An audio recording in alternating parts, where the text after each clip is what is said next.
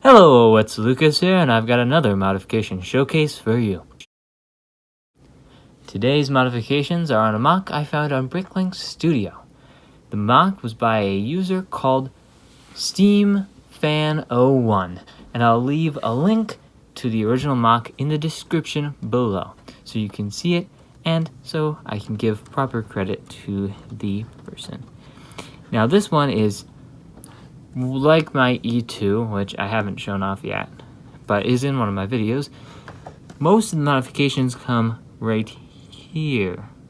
The boiler. The original one was brick built, but this one I used studs not on top, which is a technique to get studs on the side, which gives it a much more round and round look, because it's a boiler and it's supposed to be round. And so I, of course, did that. Now with my modifications, I replaced a lot of the parts that just flat out didn't exist in any color that could be useful, or just didn't exist in many colors at all. Like the original creator, SteamFan01, used baby heads down here somewhere to add a little bit of detail, because they're basically like this but smaller. But they only come in yellow and with printing on it, and it's pretty useless. And then there's other modifications I made. Like I modified how this was built, this dome here. It's actually a little bit shorter, but I just modified it so that this whistle was attached to the to the dome and not to here. And it was a very bulky build in the middle. And so I just smoothed it out a lot. Because what this is based off of is the Pennsylvania Railroad A3 switcher. Now this is a engine that doesn't have much on it. If you search it up on Google, there aren't many different photos of it. There are a few from time it was used, old black and white photos, but there are very, very few photos of this actual train. And so it's a very unique and very special train, and I personally really like it. If anything, it's probably one of my favorite trains after building it and modifying it and doing all the different things to it. It's got to be one of my favorite trains I've ever seen. It's a very beautiful train. Just look at it. Oh, the shape, the proportions, everything just goes together very well. And so I'm very happy to have it as an actual Lego model. Now something that I didn't change was this. I mean, I changed the colors, but I basically didn't change this tender at all, except for I removed some of the details on both of these just so I could build it without having to buy as many parts. But it's pretty much the same, so I'm not going to go over this too much, just because I didn't really change it up much, except for this lamp, which I just made shorter and stubbier. That way I could fit it further down and it didn't take up as much space.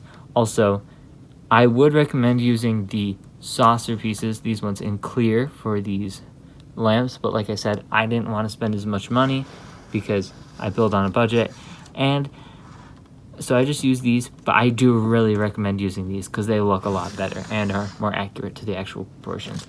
But I'll leave the tender on the side. Oh, and one other thing is I swapped out the original coupler between these two for this, because it was originally a very old part, which was fine. It wasn't very expensive, but this hook system is easier to make with parts that I had in my collection, and I think for a lot of other people could be a lot easier to do. So I just put that there, and I changed it up.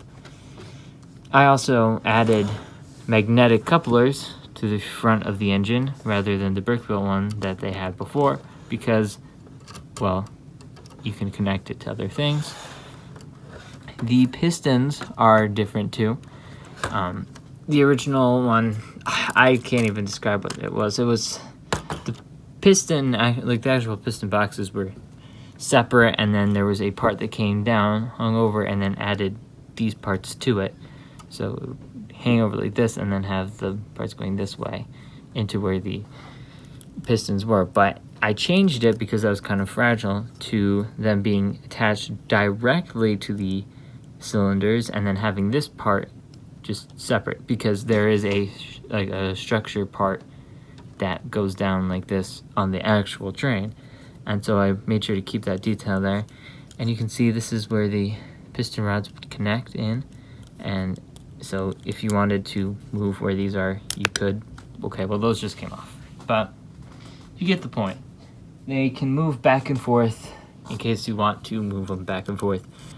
You could try doing this, but it creates stress, obviously, and so you actually shouldn't try doing that. So I'll just reattach these here. You can see it's pretty simple. It's also a full bracket. It's not as good looking as it may have been in the original, but it's much sturdier. And it also gives the added bonus of the structure part, whatever the heck it is, the little structure piece being thinner, which is a little more accurate because it wasn't that thick of a part. Looking around here, there's not many other differences. Here, there are handles now on the doors, which weren't there before. That was actually by mistake because I didn't have enough of these pieces. I only had 3. I don't know. I guess I just never got 4 of them in any set. But I had 3 of them, and so I had to substitute with something else, and so I just put door handles, which I think actually works out pretty well. And on the top, I recessed this hatch in further, and this part's just to keep it up above the bottom. But that just makes it so it doesn't stick out as far as the original one did, because the original one was built on top of the roof. So it's not that much different, but it was just out here, and it felt a little too high up. So I just pushed it down, like I said. And now it's a lot smoother and cleaner. There were also bars that went across the top. I didn't add those because it would have been cheaper for me to not add them, obviously. And so I didn't. But also, without them, it still looks just as good. And so I would say if you don't want to, add extra tubes to your train, you don't add them. I think it looks just as good without them. But now to some more modifications that I completely forgot about, so I have to add. Oh, I thought that was a different part. I gotta fix that now. Oh,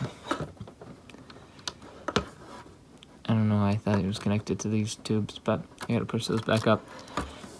So one thing that was a little annoying to me, as someone who only really collects new sets, the original person used a lot of old windows. These windows were old. These windows were old. These windows were old. And these windows were old. They were all great parts that really well represented what it was supposed to be. But I just decided I don't want to do that. I don't want to buy old windows. And so instead, I just used tape to make some lines on the front, and so that way I have framed windows on my train, and it's just as accurate as it was before. And then on the back, I didn't do that because I just used these big windows and then small little windows. Now, if you're wondering how I did this, I used something that a lot of people often neglect because it usually is trash. Used sticker sheets. I mean, this one's not used, but I just cut out old sticker sheets. Hold on, I'll get a better example. Yes, perfect. Cut out old used sticker sheets, and I used them to add more detail to my mocks. So you can see here, I just used the side bar piece from every single sticker sheet. This one, you can kind of see it there too. And I used that to just add some black lining onto my windows. They're not the neatest thing ever. I just put them together pretty quickly, but it still works pretty well. And the red ones are actually from like stickers I had left over. So if you're ever finding yourself with a lot of used sticker sheets that are empty and you want to add more detail to your mocks, there you go. It's a pretty easy technique.